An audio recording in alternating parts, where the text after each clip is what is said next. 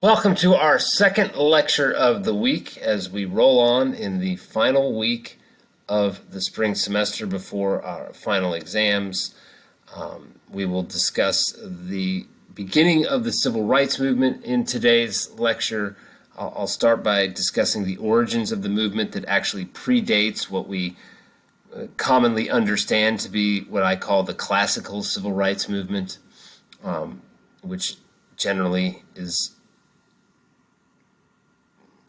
discussed as 1954 or 1955 for a start point, and goes through the late 1960s. And we'll continue our civil rights discussion in our final lecture of the semester, which will be on Friday, or we posted on Friday, I should say, and it will cover the end of the civil rights movement as well as the Great Society. So, without further ado, let's begin today.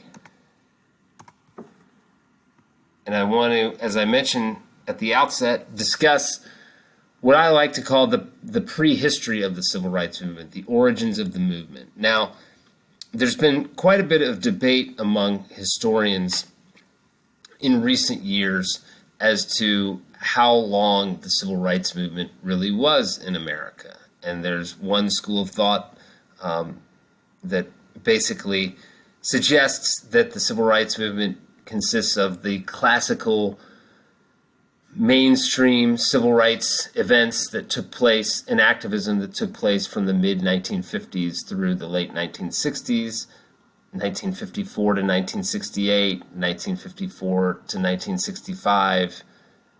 Definitions vary, timelines vary, but an interesting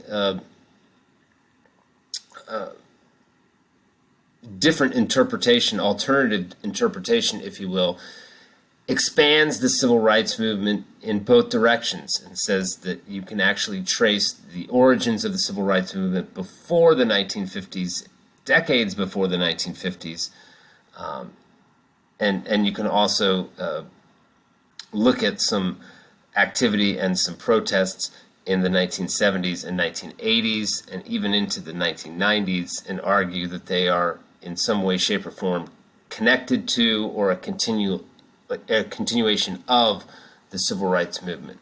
So for the purposes of our class and our discussion, I'll try to keep things relatively simple. I don't want this to break out into a graduate school lecture on the timeline of the civil rights era and the merits of where you believe the civil rights movement started and where it ended. But I want to just point out a couple of things that I believe, developments that I believe were very significant in the success of the civil rights activism of the 50s and 60s that took place long before 1950. And the first one of those developments that I'd like to mention here today is the National Negro Congress. The National Negro Congress was a civil rights organization that developed in the 1930s, and it sought to combine labor unions and civil rights activists to fight for equal protection for labor rights and civil rights. It had some ties to the Communist Party in America. There were some Communist Party members that were part of the initial organizers of the National Negro Congress. I mentioned in the lecture on McCarthyism the other day that many folks, McCarthy started a trend of politicians that would label anybody that they disagreed with politically as communist or anti-American, anti-capitalist, things of that nature. And civil rights activists, including Dr. Martin Luther King Jr. in the 1950s and 1960s, at various times were labeled as anti-American and as communists and Communist Party members or Communist Party sympathizers by their various critics and detractors at the time. But as far as the National Negro Congress, it was a group that, as historian Eric S. Gelman has argued, it sought to present civil rights as a protection against both labor and racial abuses. And what does that mean exactly? It means that the organization decided to fight racism and capitalism together and fight the abuses of those two systems. In other words, enhancing labor union rights and in the rights for collective bargaining and organizing, and better working conditions for labor against the profits of capitalism and the management side of capitalism. And it meant that fighting against racism that was obviously very prevalent across America during the 1930s. But the National Negro Congress operated on the belief that an interracial coalition of unionists and civil rights activists could work together and enhance their chances at gaining rights and preventing abuses from either their employers or from government agencies and organizations such as law enforcement. Racism and capitalism. That's what they were more or less fighting against. It's interesting because the National Negro Congress, which was very active from the mid-1930s through the early to mid-1940s, was extremely successful at the local level. They had 75 individual chapters of the NNC in cities across the United States, including Chicago, New York City, and cities in the South even, such as Richmond, Virginia, which had a chapter that was part of the Southern Negro Youth Congress, which was an official affiliate of the National Negro Congress. So a lot of the individual National Negro Congress chapters were very active, outspoken in the cause for civil rights and labor rights, and as such, many folks consider the National Negro Congress to be a militant civil rights organization. They were far more radical in some of their beliefs than other civil rights organizations such as the NAACP, for example. A. Philip Randolph, who I mentioned in another recent lecture on World War II, if you'll recall, A. Philip Randolph was the leader of the Brotherhood of Sleeping Car Porters, a very significant labor union during this time in the 1930s and 1940s, especially for Black Americans, because most of the sleeping car porters on railroad companies across the country were Black men during this era. He threatened to march on Washington in protest in 1941,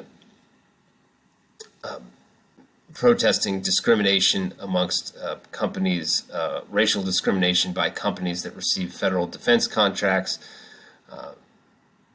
Franklin Roosevelt's administration met with Randolph before the march and negotiated basically a settlement that allowed the march to, that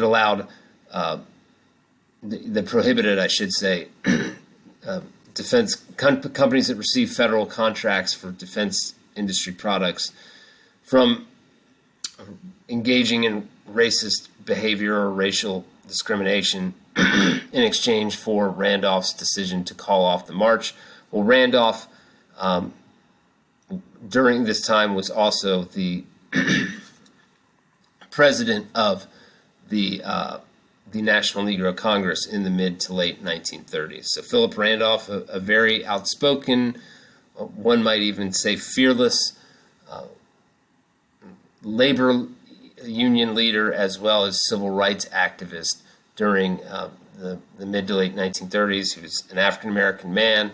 It was not very easy for African-Americans, men or women, to be outspoken against the status quo in America, politically as well as economically. That was something that's even still hard to do today, but especially in the 1930s, when outwardly racist sentiment was more prevalent across the country, or I should say, not just more prevalent, but people were willing to say what they meant without fearing any sort of repercussions. So that was the National Negro Congress. It's an interesting organization to study if you're interested in further reading on the early part of the civil rights movement. Philip Randolph is another very intriguing individual to study because they influenced, and some of their tactics were used by, but they influenced the later civil rights activists of the 1950s and 1960s. Moving on, another individual and organization that I want to discuss that was very active in the 1930s, fighting for racial equality and civil rights, was a man named Charles Hamilton Houston.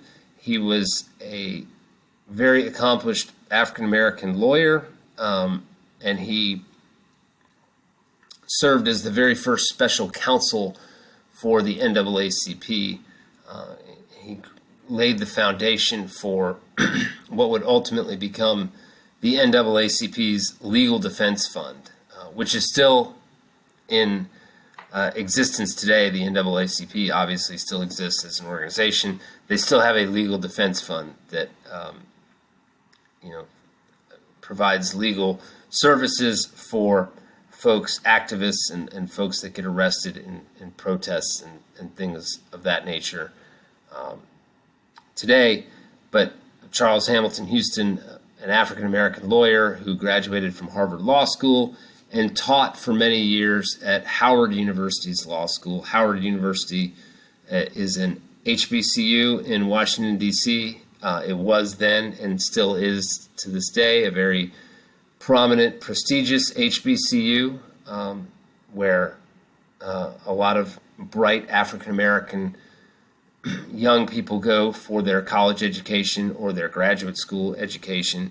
He was a professor at Howard University's law school who eventually became the dean of the law school at Howard University before leaving to take the special counsel position with the NAACP. Among the aspiring black lawyers that Houston mentored at Howard University was a man named Thurgood Marshall, who would also work for alongside Houston with the NAACP and work for the NAACP Legal Defense Fund. Marshall eventually became the very first African American to serve as a justice on the United States Supreme Court. I mentioned Houston's activity as the special counsel for the NAACP. He also, as I mentioned, helped establish the NAACP Legal Defense Fund, or he established the foundation for the Legal Defense Fund, which Marshall really spearheaded years later. But one of the things that Houston did that was so successful in his role as a lawyer at the NAACP was he recognized the flaw in Jim Crow laws, particularly with regard to higher education. So if you'll recall, earlier in the semester, we discussed the Plessy versus Ferguson case, the Supreme Court decision from 1896, in which Jim Crow segregation was basically upheld as a constitutional law. And the key doctrine from that 1896 decision in the Plessy case was separate but equal. In other words, you could have segregated public facilities, segregated railroad cars, segregated public schools, segregated restroom facilities, drinking fountains, the like, in public society, but you had to have a specific equal facility for Black Americans, people of color to use, African Americans to use. And we've seen numerous photos of that over the years of Jim Crow America, whites-only restrooms, restrooms designed for African Americans that were labeled colored restrooms, things of that nature. Drinking fountains, the same thing. And of course, all of the schools in the South and many of the schools across the country, not all of them, but many of them were segregated racially during the 1920s and 1930s, including colleges and universities, including public colleges and universities. The University of Mississippi, for example, was an all-white institution in the 1930s. And so what Charles Hamilton Houston recognized was that in many states in the South, there was only one or maybe two law schools in the entire state, and they were connected to or affiliated with a white university.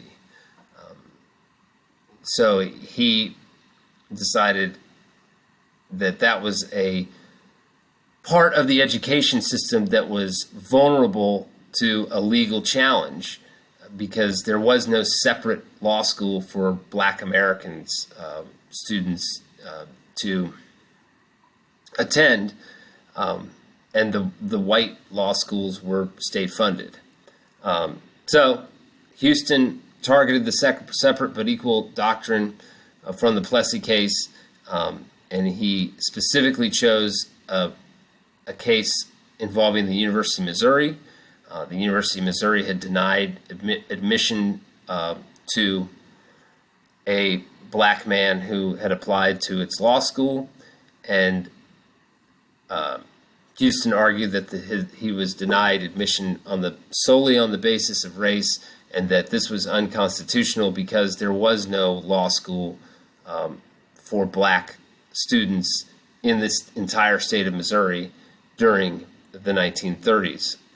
So the case was Missouri EXRL Gaines v. Canada.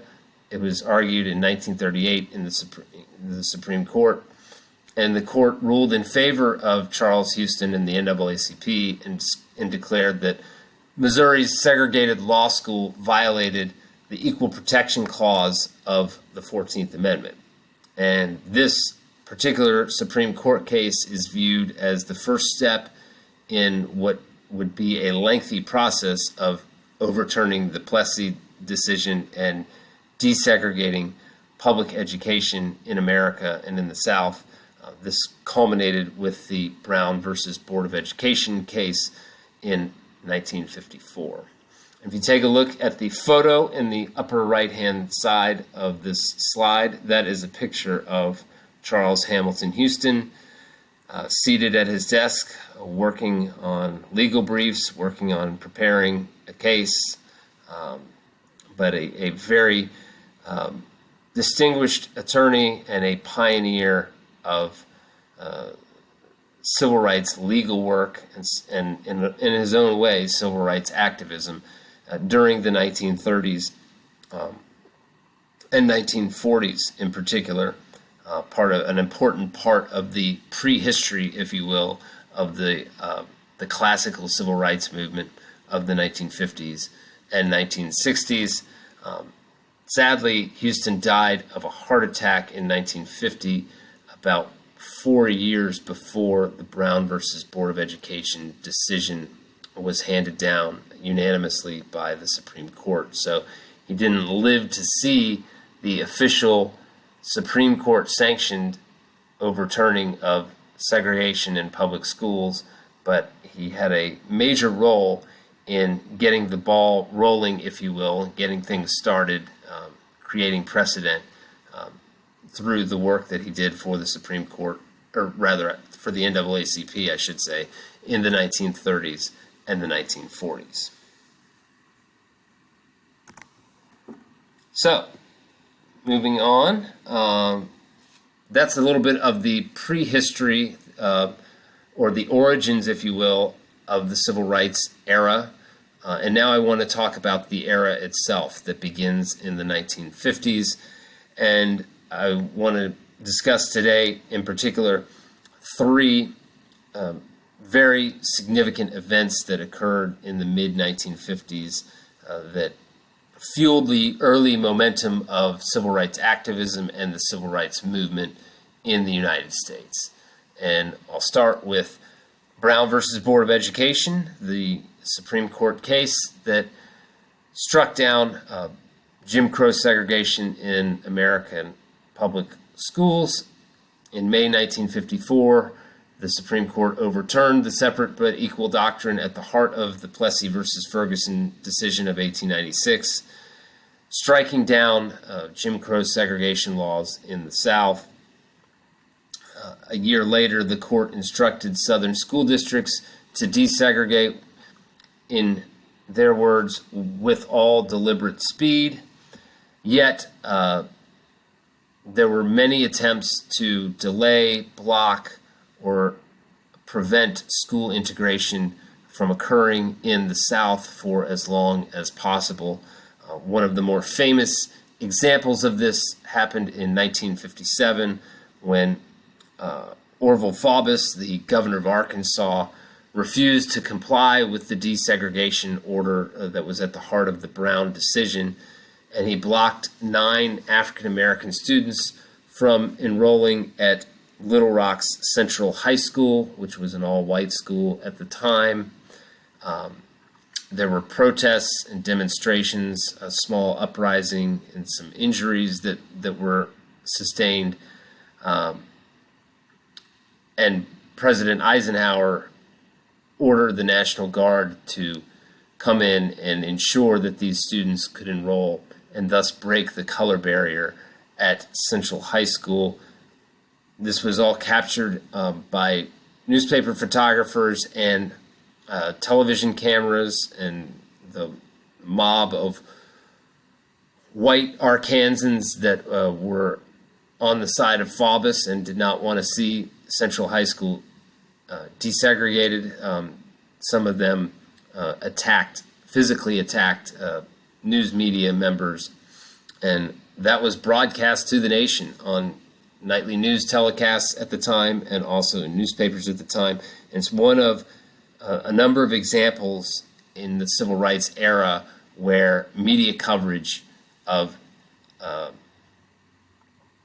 a civil rights demonstration or protest, and particularly the hostile way in which the protesters and activists were treated and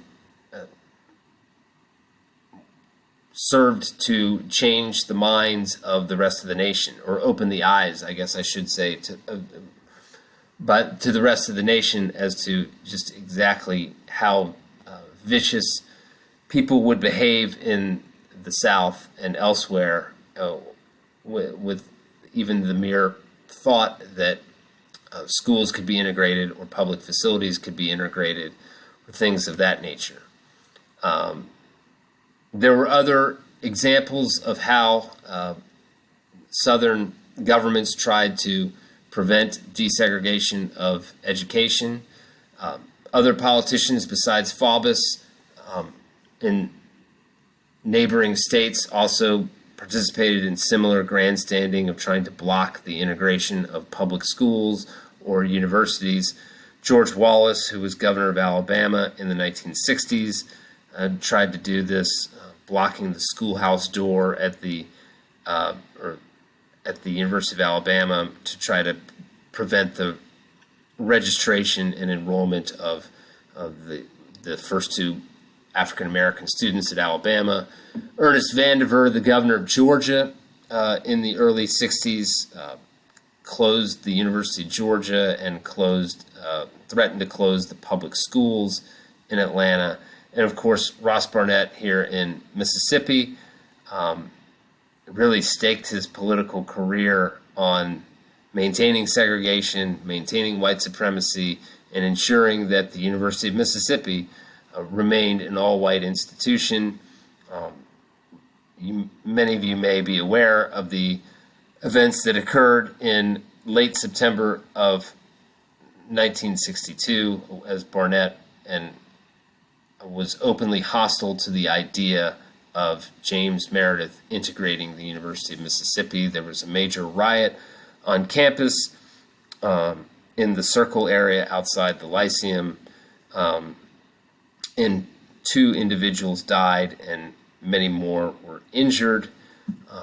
Of course, Meredith did enroll and become the first African-American student at the University of Mississippi, the first African-American graduate of the University of Mississippi, and Ross Barnett's political career never recovered after that. But these were all Southern governors who tried to fight progress, who tried to defy a federal law, a federal court order, just to preserve segregation in the South, in public schools in the South.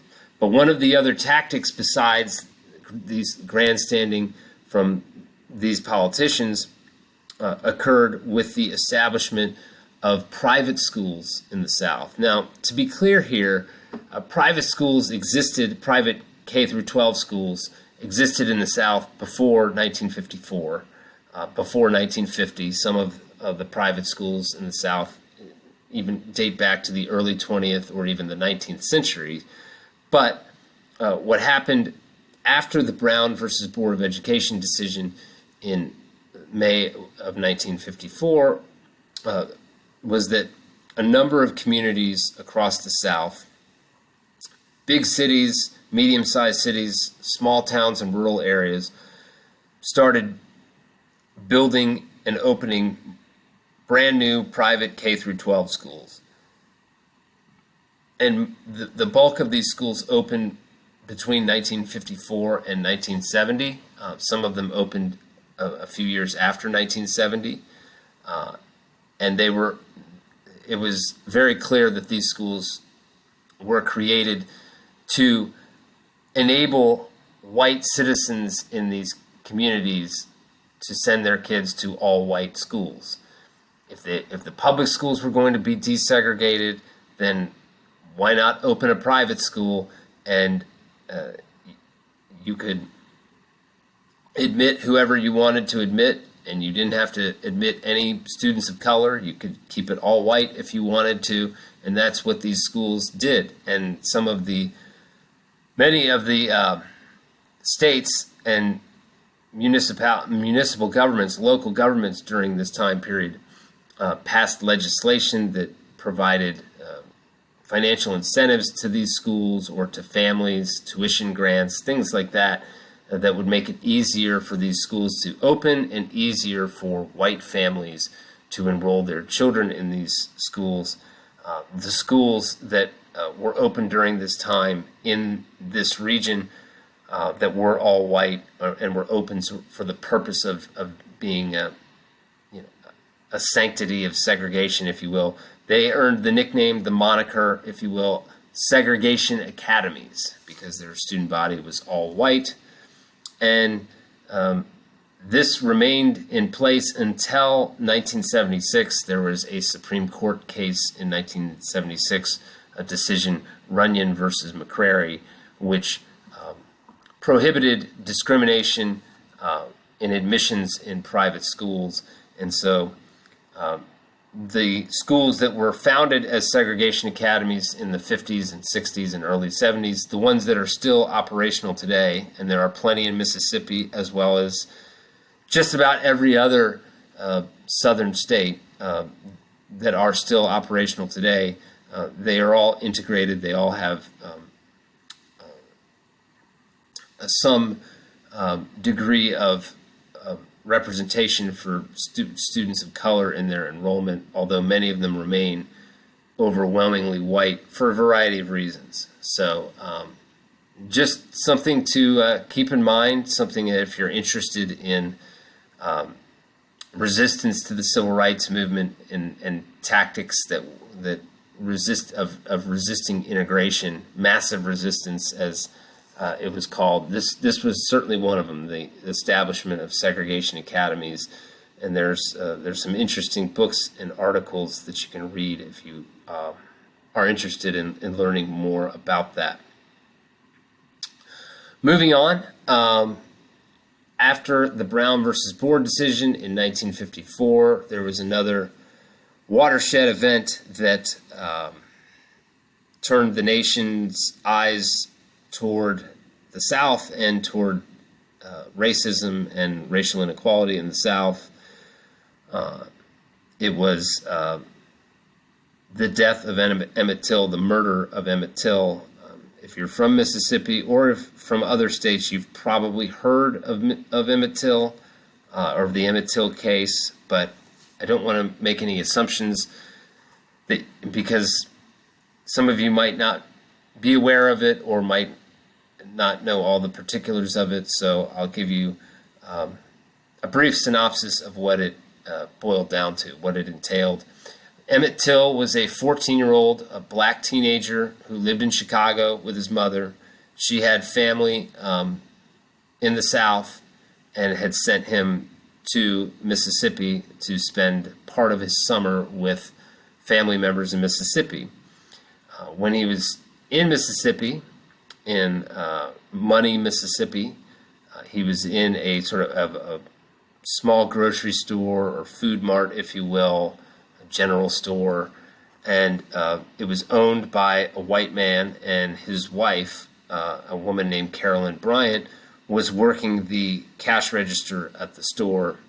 Till bought some candy from Carolyn Bryant, and then on his way out of the store, he allegedly whistled at her, sort of like a wolf whistle, as it was described.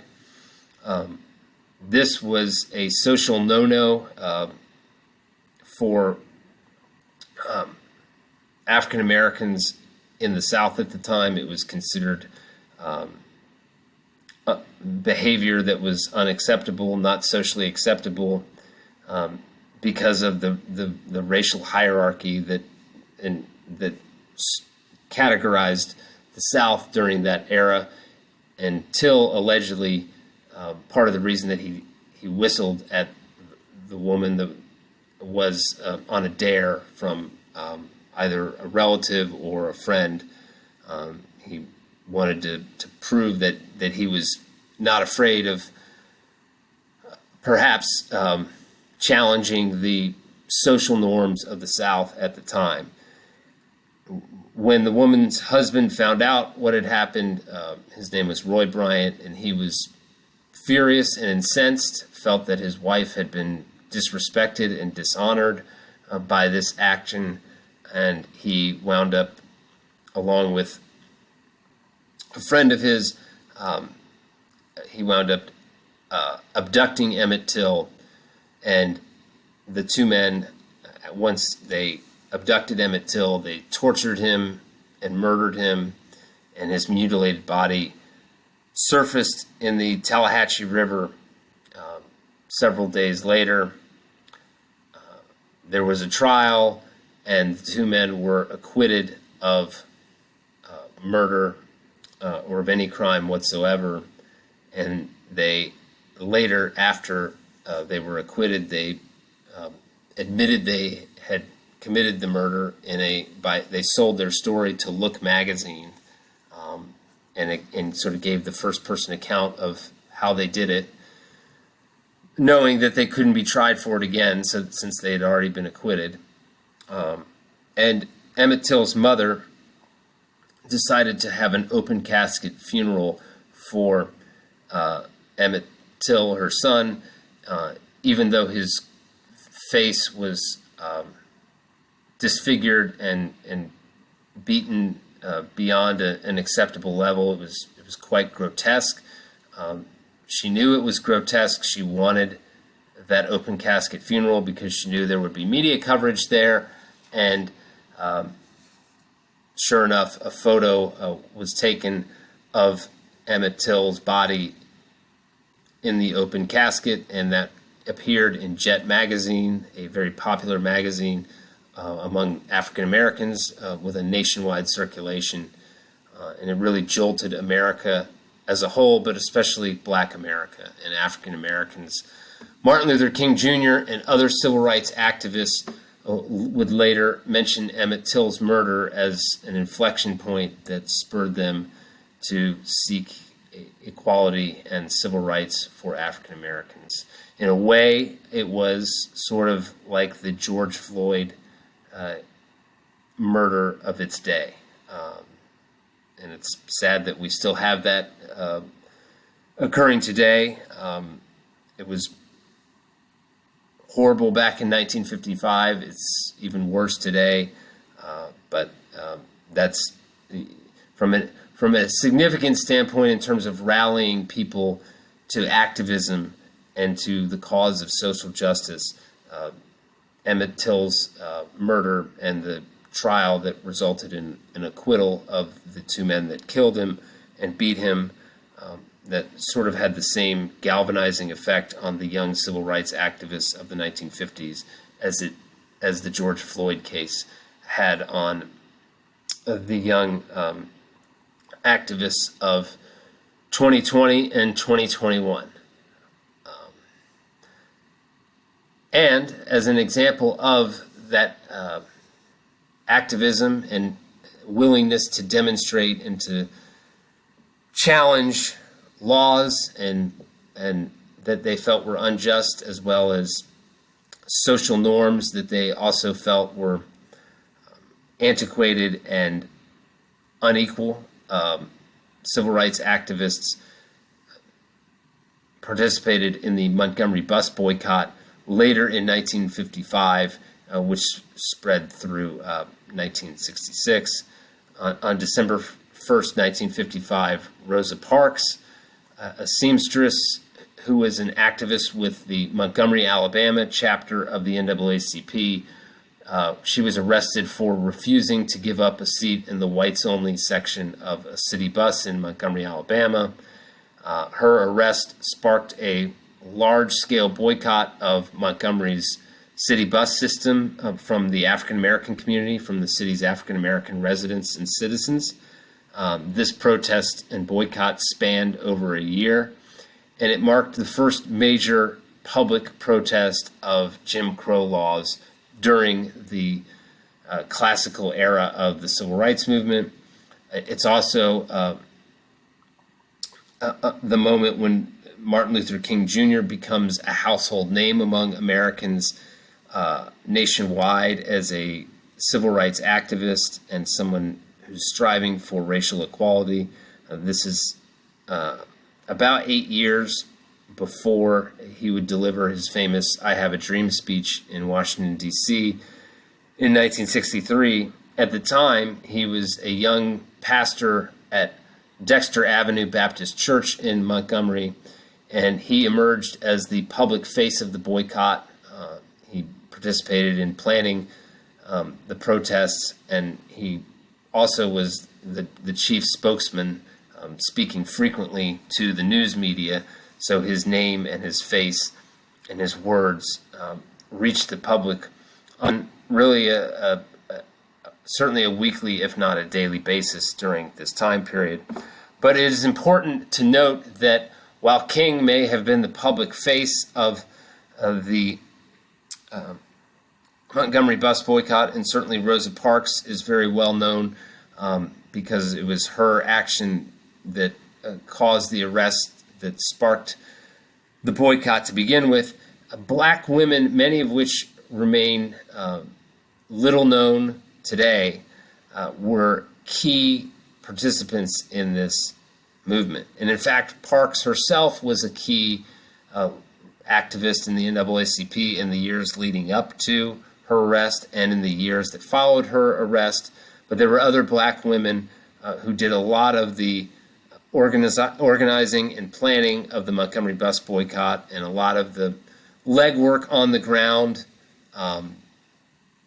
to mobilize the African American community and encourage them to walk to work or to share rides together, the ones that actually had cars, but to do anything to avoid using the city buses and paying to use the city buses at the time. Joanne Robinson was one of these black women organizers of the Montgomery bus boycott. Obviously, she's not nearly as prominent a figure in the civil rights era or even in the Montgomery bus boycott as King or Parks is, but she was an activist throughout this time period, and her work was influential in the success of the Montgomery bus boycott. Robinson was an English teacher at Alabama State College, now known as Alabama State University, the local HBCU in Montgomery, and she organized the boycott, performed many of the legwork stuff, writing letters and stuffing envelopes and meeting with people in person on the ground, a lot of the grassroots organizing stuff that went along with this boycott. Robinson and many of her colleagues, most of whom were black women, were a big part of that. If you take a look at the photograph in the upper right-hand corner of this slide, that is a picture of Joanne Robinson. I believe that was after she was arrested herself at one of the demonstrations related to the Montgomery bus boycott. But Joanne Robinson, a lesser known, perhaps a bit unsung, but a very influential civil rights activist and key to the success of the Montgomery bus boycott of 1955 and 1956, as ultimately the bus's policy was overturned in 1956, and African Americans began riding the buses and could sit where they wanted to from that point forward. So that will wrap up today's lecture. I will talk to you again with discussion of the civil rights era of the 1960s, as well as Lyndon Johnson's Great Society on Friday.